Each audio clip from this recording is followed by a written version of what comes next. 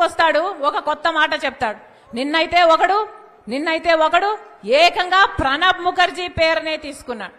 ప్రణబ్ ముఖర్జీ ఆయనకు చెప్పాడట, నా భర్త అనిలు సోనియా గాంధీ దగ్గరికి వెళ్ళాడట, ఆయనకు పదవీకాంక్ష అప్పటి నుంచే ఉందట, పదవీకాంక్ష ఉంది కాబట్టి అక్కడ సోనియా గాంధీతో నా భర్త చెప్పాడట, షర్మిలమ్మను ముఖ్యమంత్రిని చేయండి, మేము కాంగ్రెస్ పార్టీని బలోపేతం చేస్తాము, జగన్ను జైల్లో పెట్టండి అని నా భర్త ఆయనకు చెప్పాడట.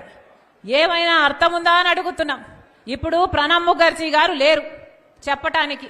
అలాంటి పెద్ద మనిషి పేరును కూడా మీరు వదిలిపెట్టడం లేదు అంటే అసలు మీ కుట్రలకు, మీ కుతంత్రాలకు ఏదైనా హదుపు ఏదైనా ఉందా?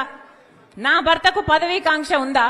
మాకు పదవీకాంక్ష ఉంటే మా నాన్న అప్పుడు 5 సంవత్సరాలు ముఖ్యమంత్రి, మేము ఒక్క పదవైనా తీసుకోకపోయే వాళ్ళమా? మాకు పదవీకాంక్ష ఉంటే ఒక్క పదవైనా తీసుకున్నామా మేము? మా నాన్న ముఖ్యమంత్రిగా ఉన్నప్పుడు ఒక్క పదవి తీసుకోలేదు కదా.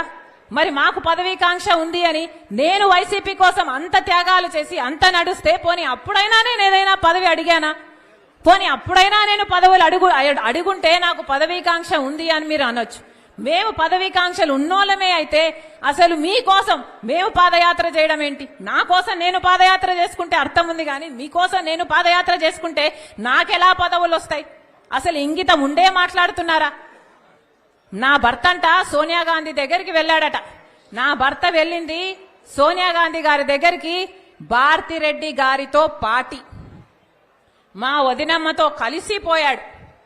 పోని నా భర్త షర్మిలమ్మను ముఖ్యమంత్రి చేయండి అని అడిగాడు అని అంటున్నారే, అది భారతిరెడ్డి గారి ముందు అడిగాడా, వెనకాల అడిగాడా? పోనీ దీనికి భారతిరెడ్డి గారు ఏమైనా సాక్ష్యం చెప్తారా? ఏమైనా అర్థం ఉండి మాట్లాడుతున్నారా?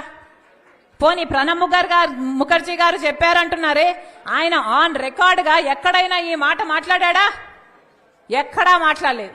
ఆయన ఇప్పుడు చనిపోయాడు, బదులు చెప్పడానికి లేడు కనుక ఆయన పేరు తీసుకుంటున్నారు. పోనీ ఆయన కొడుకు బతికే ఉన్నాడు, ఆయన కొడుకున్నాడు, పోనీ ఆయన కొడుకు చేత అయినా చెప్పించండి మీరు, మీకు దమ్ముంటే, మీది నిజమైతే. చెప్తున్న ఒక్క మాట మీరు రుజువు చేసుకోలేరు. ఇష్టం వచ్చినట్లు జోకర్ల చేత ఎవడి